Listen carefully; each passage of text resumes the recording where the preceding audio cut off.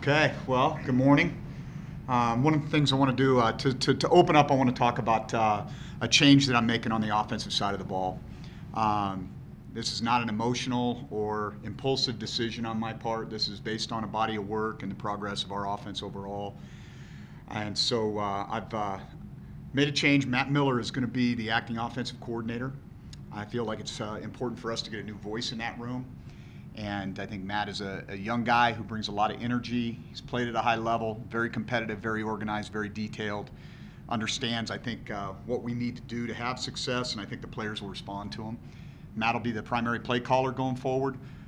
Brian will still continue in his role as kind of the run game guy. And on game day, you'll see Matt upstairs with Brian. And then the one thing that will be different is Bob Cole will no longer be with the program. Okay, so I think that, in fairness to Matt, it was important for us to kind of have a clean break there and let him have the opportunity to take the reins of the offense. And so that's going to be something that's new. I addressed it with the team yesterday. As I said, this is not something that is impulsive or done without a lot of thought. These kinds of decisions are always difficult. But I just felt like there was a lack of progress on the offensive side of the ball. Regardless of our circumstances there, it needs to be better than it is. And I really believe that Matt's a guy that can bring new energy and a new perspective to that group. And I'm excited to see what he can do for us moving forward. And so with that being said, obviously the Weber State game was an interesting game.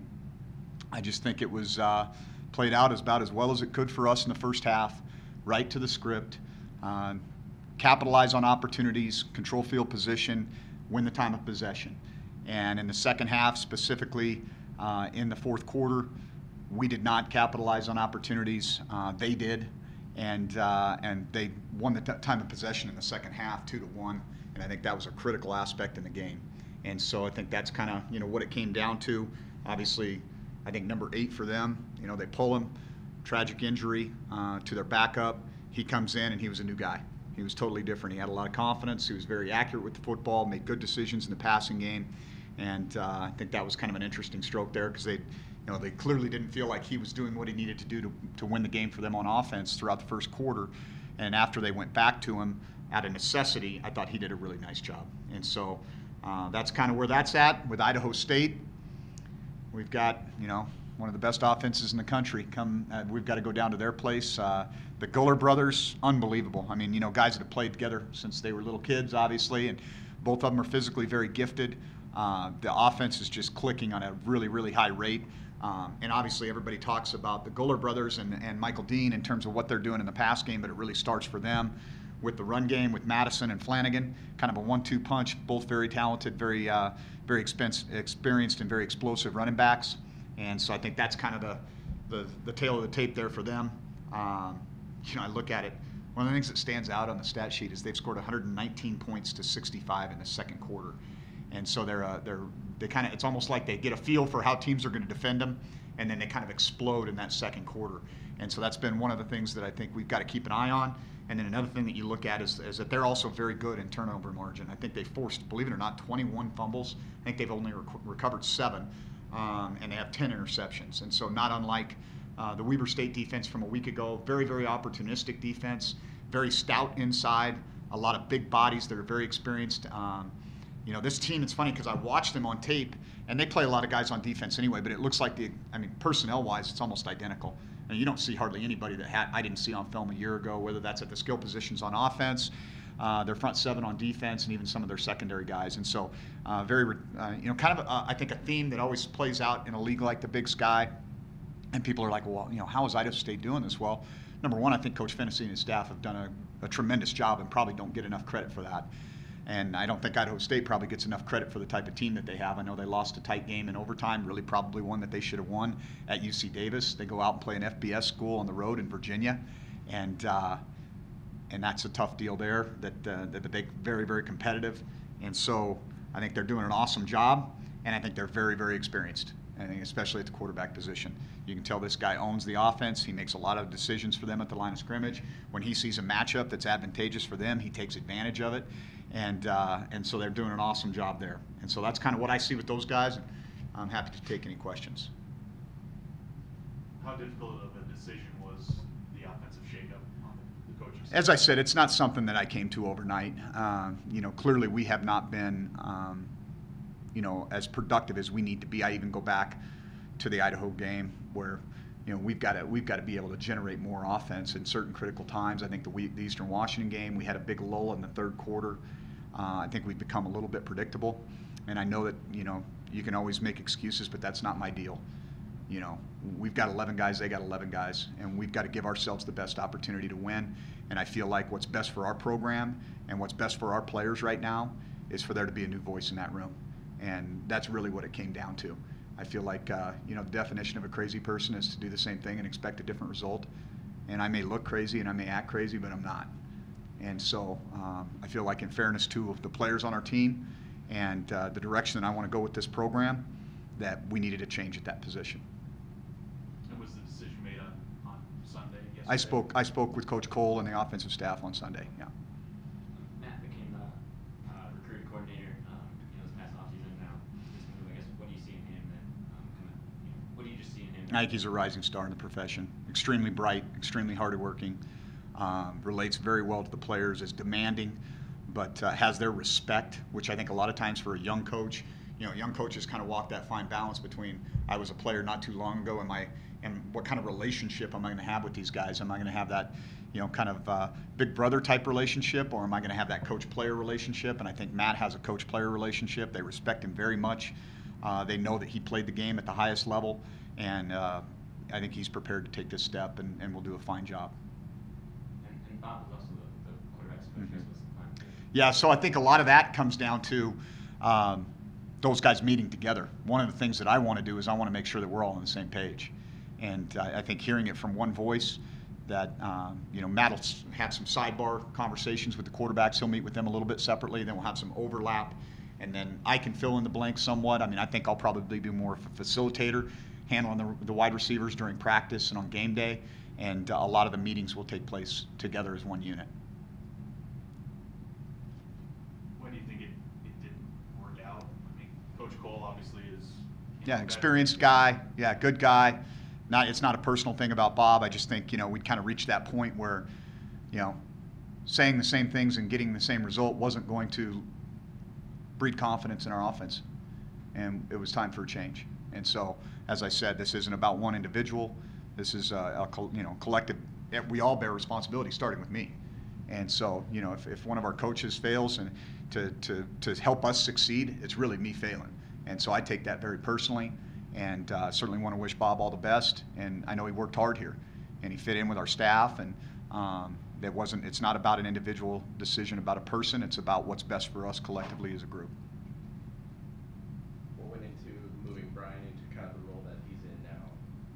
Well, I just felt like it was time for a new voice in there, and really it had been a little bit split between Brian and Bob, and I think both those guys had a lot of input in what we were doing offensively. Certainly Bob being in the quarterback room and understanding what those guys were comfortable with and capable of, and I felt like it was time to just get a new voice, and one voice, a strong voice in that room that was going to bring confidence and energy and a little bit of excitement for those guys, and I think Matt will do an excellent job at that.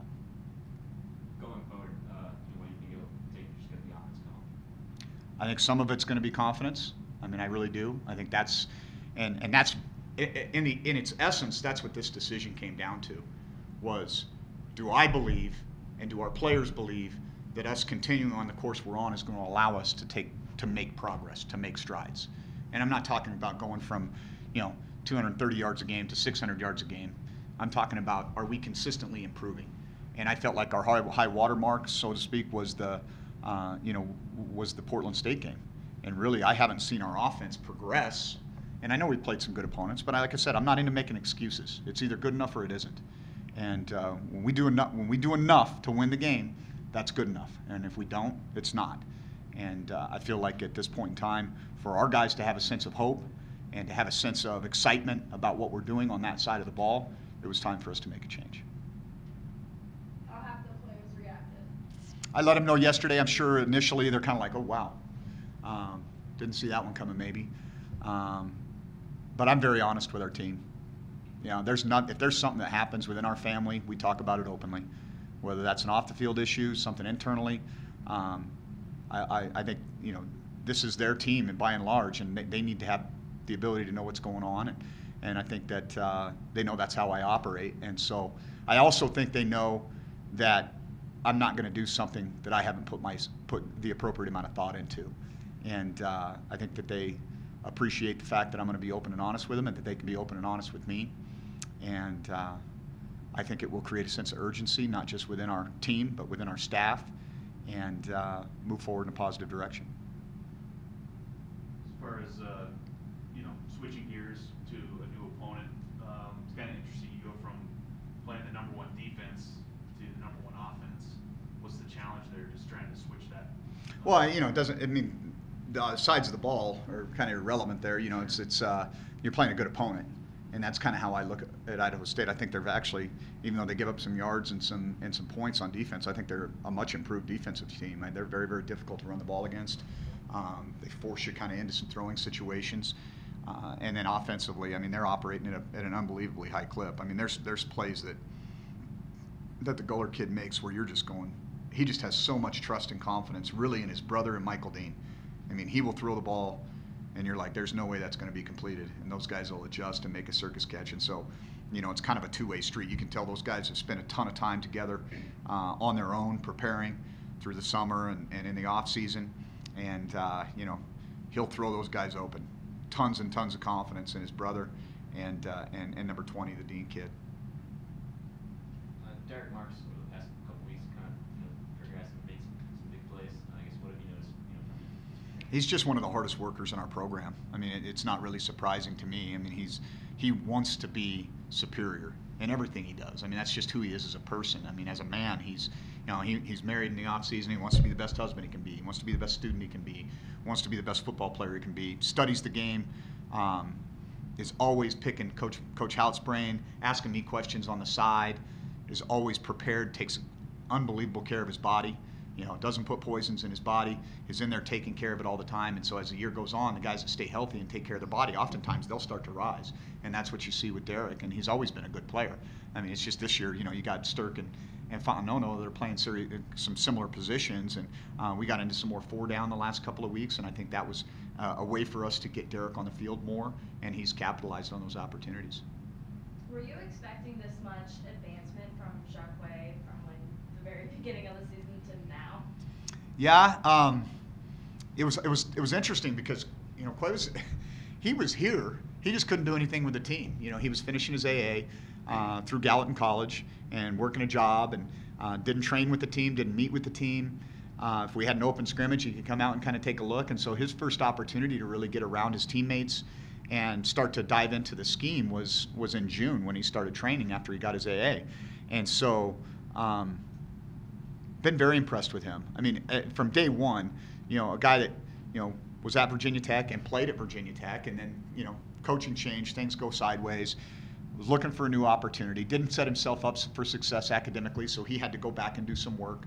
And I think he really appreciates this second chance. And I think you see that a lot of times. I mean, if kids really embrace it and go, you know what, I had to work really hard to get myself an opportunity just to be on the football field again. And I think he's enjoying it and has embraced that, his role in that room, and is, you know, I think there's still a ceiling for him. I don't think he's playing as well as he's capable of playing. He's certainly playing well, but I think that's what's cool about it. He's got a lot more growth to have in that position, and he's been a really good teammate. Your offensive line has done a good job of not allowing sacks. What has gone into that from your perspective? Well, I think some of the credit, you know, certainly goes to the offensive line, and some of the credit goes to the tight ends when we ask them to help out in protection, and the running backs when we ask them to help out in protection. You know, I think some of it goes to the quarterback getting himself out of trouble too, and it's a team effort. You know, you don't want to take negative plays, and we try to stay out of those extra long situations and self-inflicted wounds like negative plays like a tackle for a loss or a sack or a penalty or things that you want to try to avoid, and make it difficult for you to move the chains. And we got into some of those situations against Weber. So I think that's probably what I would attribute it to, is, you know, stylistically what we do on offense, as well as you know, a group effort in terms of taking care of the quarterback.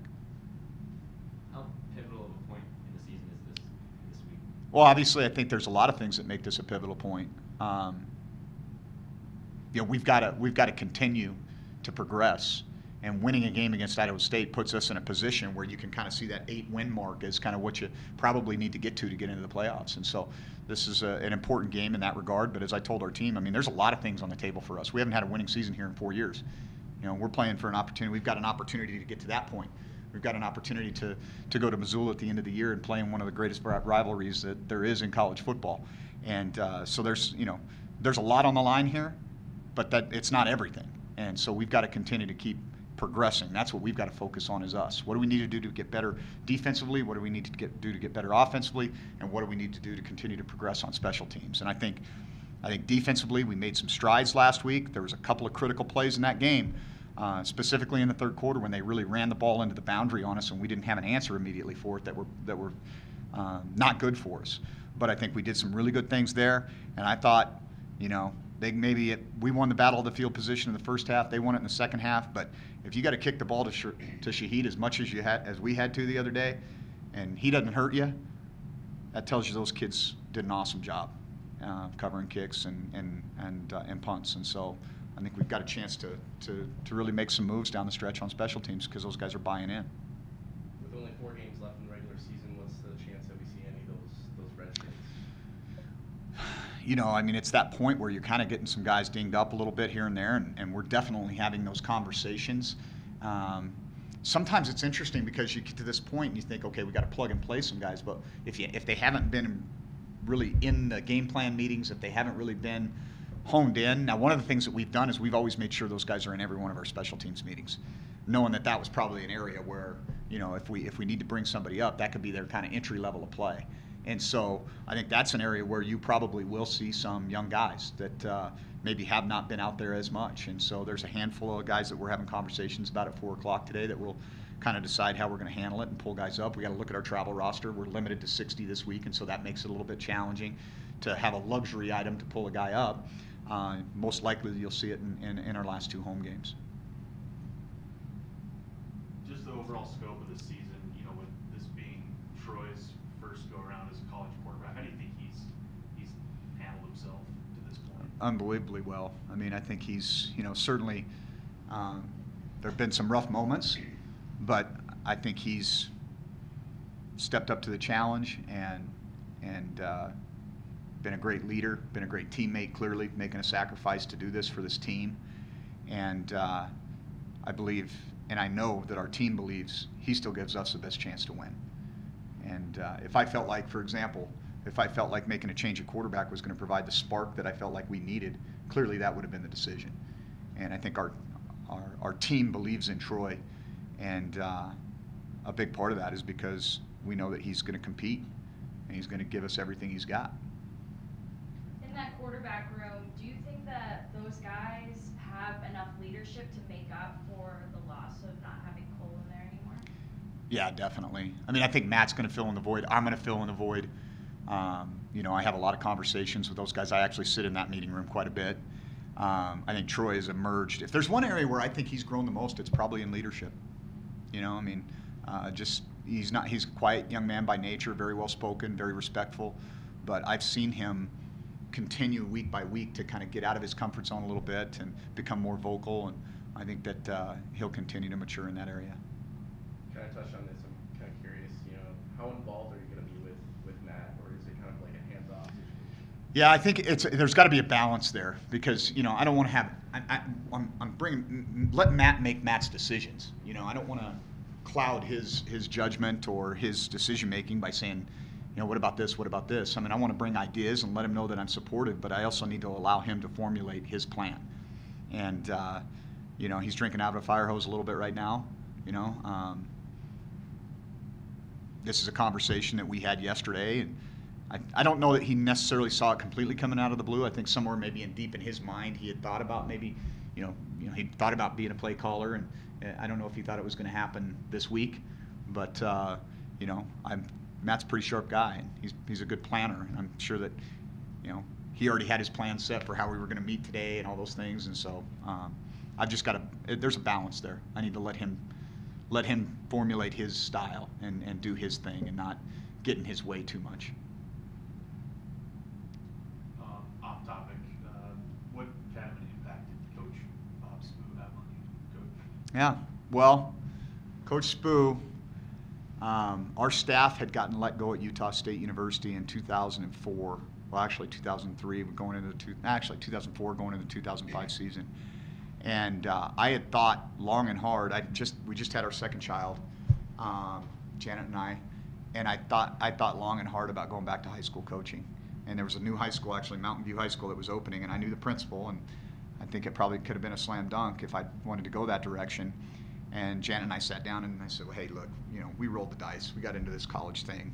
Been doing it for 3 years. Let's give it one more try, and if it doesn't work, then we can always, kind of go back to Idaho and teach school and do whatever. And so the very first opportunity that I had to interview was with Bob Spoo at Eastern Illinois. And I'll never forget, we go through the interview process, and Coach Spoo's been there for a while. He's been very, very successful and very much a grandfatherly type of guy. And we're talking, he offers me the job, and then he explains, okay, we've gone 4-7, 4-7, 4-7. I have to win 7 games or they're going to fire me. Are you sure you still want this job? And in hindsight, I look at that and I'm like, he didn't have to be that honest. But of course, being the young Jeff Choate, not scarred by some of the things that have happened to you over the course of life, I'm like, heck yeah, we're going to win more than 7. And I was only with him 1 year. We won 9 games, won the Ohio Valley Conference, went to the playoffs. He went on to kind of be able to ride out the tail end of his career on his own terms. The AD got fired a year later.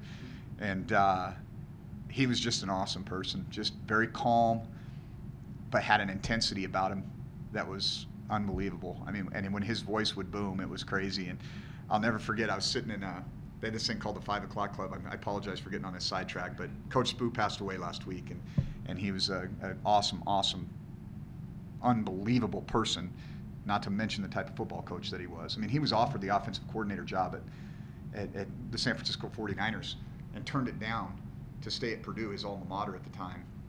He was as the offensive coordinator, and I hired a guy named Mike Holmgren.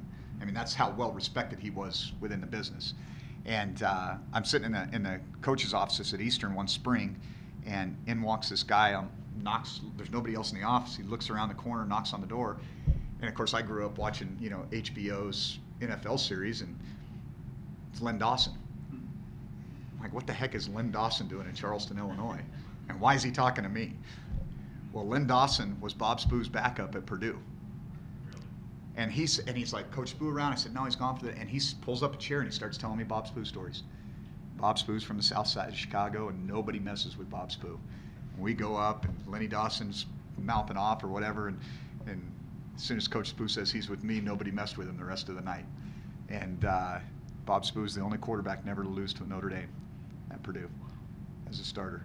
And for Len Dawson, who's an NFL Hall of Famer, to go out of his way, because Charleston is out of the way. There's nothing on the way about Charleston, because he was in the area. He was going to go pay his respects to Coach Spoo because he was a tough guy, he was a great man, he was a great mentor.